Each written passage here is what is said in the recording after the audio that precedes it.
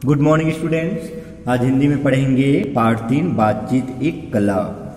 तो अनेक प्रकार से कला है बच्चों, मूर्ति कला, सिंगिंग, डांसिंग, सब बहुत प्रकार से कला में एक बातचीत भी एक कला है। चलिए पाठ के बारे में समझ जाते हैं। प्रस्तुत लेख में बातचीत के दौरान शिष्टाचार के विषय में बताया गया है।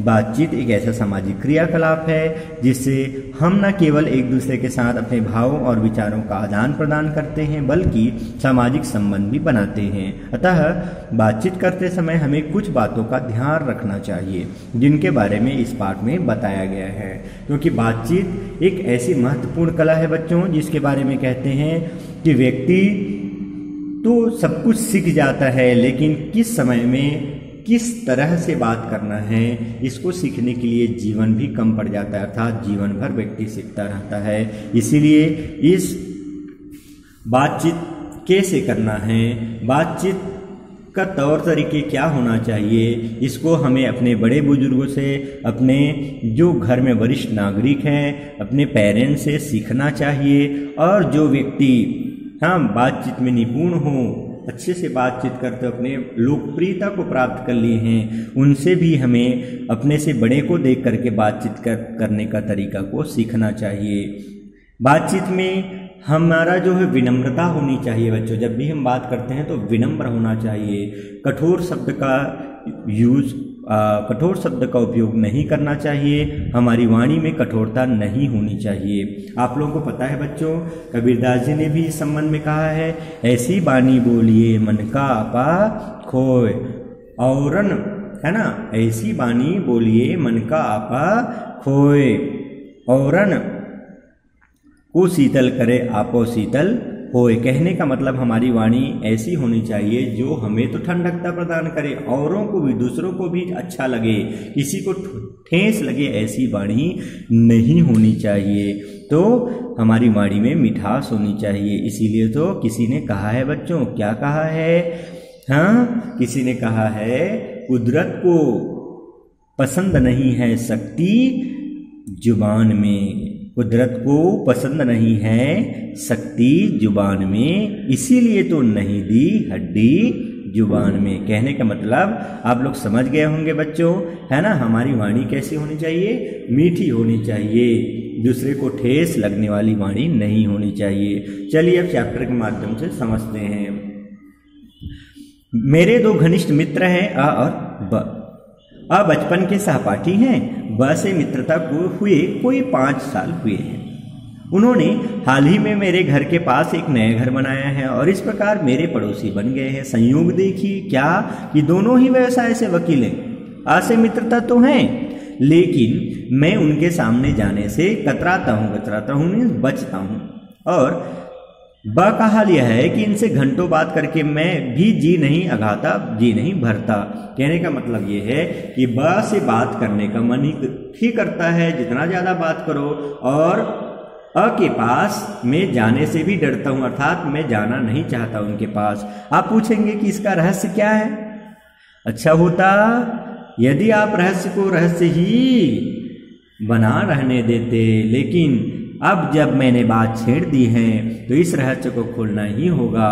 इस प्रकार से जो है नेक्स्ट पैराग्राफ में क्या कह रहे हैं देखते हैं बच्चों। दुनिया की नजरों में असफल व्यक्ति हैं, हालांकि वे इसे नहीं स्वीकारते। वह एक सफल व्यक्ति हैं, ऐसा उनके संपर्क में आने वाले सभी बात बताते हैं। दुनिया की नज़रों में असफल व्यक्ति तो हैं, हालांकि वे इसे नहीं स्वीकारते। कोई भी व्यक्ति अपनी जो असफलता को स्वीकार बहुत कम व्यक्ति करते हैं, नहीं करते हैं ना। ऐसे ही व्यक्ति असफल व्यक्ति, लेकिन वे उसे स्वीकार नहीं करते। और वह एक सफल व्यक्ति है, उनके संपर्क में सभी आने वाले सभी कहते हैं।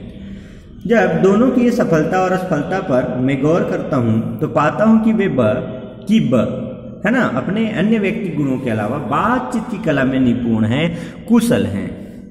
जबकि इस कला का क ख ग भी नहीं जानता, अर्थात बातचीत में बिल्कुल भी वो निपुण नहीं है। वह अपनी बातचीत से संपर्क में आने वाले सभी व्यक्तियों को लुभा लेते हैं, उन्हें अपना मित्र बना लेते हैं। जबकि अपनी बातचीत से लोगों को चिढ़ा देते हैं और उन्हें अपना शत्रु तक बना लेते हैं, क्योंकि शत्रु और मित्र तो हमारी बातचीत से ही तो लोग बनते हैं बच्चों, है ना।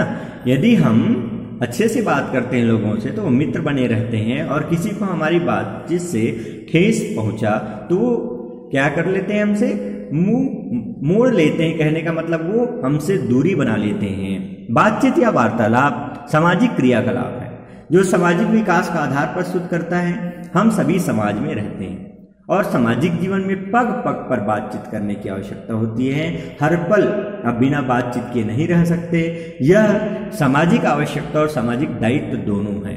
क्या बातचीत?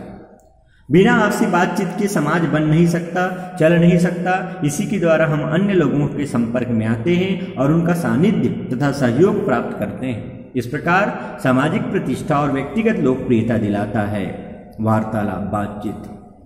आप कोई भी बड़ा काम तब तक नहीं कर सकते जब तक समाज के अधिकांश लोगों का सहयोग ना मिल सके। महात्मा गांधी ने समाज के छोटे बड़े लोगों से बातचीत की और उनका सहयोग लेकर ऐसे साम्राज्य से लड़ाई लड़ी और उसमें सफलता पाई जिसके राज्य में सूर्यास्त भी नहीं होता था। ऐसे लोग जहां पर जो विजय हासिल सफलता प्राप्त करना बहुत कठिन था, दुर्लभ था, वहां पर भी उन्होंने सफलता पाई। लोग कहते हैं कि महात्मा गांधी ने सत्य, अहिंसा और प्रेम के बल पर आजादी की लड़ाई जीती, लेकिन मैं जोर देकर कहता हूं कि उन्होंने बातचीत के बल पर लड़ाई जीती। चाहे वह बातचीत उन्होंने अपने देशवासियों के साथ की हो या ब्रिटिश सरकार के साथ। हम आज भी बड़े बड़े मसले, बड़ी बड़ी जो समस्या हैं उनको बातचीत द्वारा ही हल कर रहे हैं। चाहे वह अणुबम के बारे में हो या सीमा विवाद आदि हो। ईरान और इराक की लड़ाई बातचीत से शुरू हुई, अब हथियारों से लड़ी जा रही है, लेकिन समाप्त होगी तो बातचीत से ही। समस्याएं चाहे कैसी भी हो, उनको सुलझाने का रामबाण क्या है? तरीका वार्तालाप, बातचीत। जब बातचीत का इतना योगदान है हमारे व्यक्तिक उन्नति और उत्कर्ष और अपकर्ष में, उन्नति और अवनति में, प्रोग्रेस, उन्नति करना, सफलता प्राप्त करना और असफलता के पीछे में, तो परिवार और समाज का संचालन में तथा सभी प्रकार की समस्याओं को सुलझाने में बातचीत का जब इतना योगदान है, तब इस कला को कतिपय कुछ विशेषताओं की जानकारी, इस कला की कुछ विशेषताओं की जानकारी भी लगे हाथ प्राप्त कर लेना लाभकर रहेगा।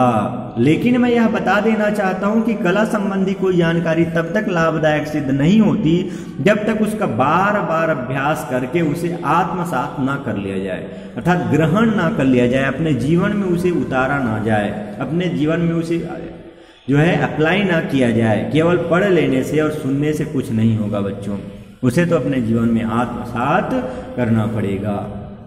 लीजिए, बातचीत की कला के संबंध में मैंने बताना शुरू भी नहीं किया कि मेरे दोनों घनिष्ठ मित्र अ और ब आपके और हमारे बीच आ धम के पहुंचे। चूंकि दोनों ही मेरे घनिष्ठ मित्र हैं, इसलिए उनमें से किसी का भी निरादर करना मेरे लिए अनुचित होगा, उचित नहीं होगा। फिर शिष्टाचार की अपेक्षा भी है। शिष्टाचार तो यही है ना कि हम अपनी व्यवहार अच्छा रखें, उनमें से किसी की पोल ना खोली जाए, रहस्य ना बताई जाए, वह भी जबकि मुझे अपने सभी पाठकों की समझदारी पर विश्वास है।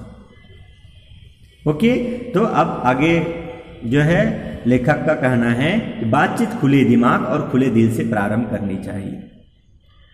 बातचीत खुले दिमाग और खुले दिल से प्रारंभ करनी चाहिए। अपने को बड़ा और दूसरे को छोटा समझना भारी भूल है। याद रखिए बच्चों, अपने को कभी भी बड़ा नहीं मानना चाहिए। ऐसा मानने से और दूसरे को छोटा समझने से अपने अंदर अहंकार भावना प्रबल होती है, और अहंकार की भावना प्रबल हो गया तो मान के चलो आप कहीं न कहीं विनाश के कगार पे जा रहे हैं, अपने आप का नुकसान कर रहे हैं। क्योंकि अहंकार यदि प्रबल होता है तो व्यक्ति का विकास रुक जाता है बच्चों। इसीलिए अपने को बड़ा और दूसरे को छोटा नहीं समझना चाहिए। इस प्रकार की मानसिक ग्रंथि हैं उच्च अथवा हीन भावना की निशानी है।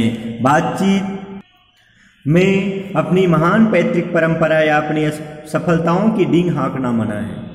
अपने ही बारे में ज़्यादा करना ये भी मना है। अधिकतर लोग बातचीत में असफल इसलिए होते हैं कि वे केवल अपने ही गाए जाते हैं और दूसरे की सुनने का कष्ट नहीं उठाते। परिणाम यह होता है कि दूसरे लोग केवल उनकी बातें सुनकर बोर होना नहीं चाहते, इसलिए उनकी बात को उतना महत्व नहीं देते। अच्छी बात का पहला अनिवार्य गुण है स्पष्टता। स्पष्ट होनी चाहिए बातचीत में। कई लोगों के विचार बहुत सुंदर और मूल्यवान होते हैं, लेकिन वे अस्पष्ट, उलझे होते हैं। फलतः वे अपनी बात दूसरों तक पहुंचा नहीं पाते और जब तक सुनने वाला किसी बात को भली प्रकार समझ नहीं जाता तब तक उसकी सार्थकता नहीं है, अर्थात अर्थपूर्ण नहीं है ना। सुलझी बात कहने के लिए विचार भी सुलझे हुए होने चाहिए। हमें अपनी एक एक बात तौल कर स्पष्ट बोलनी चाहिए, है ना।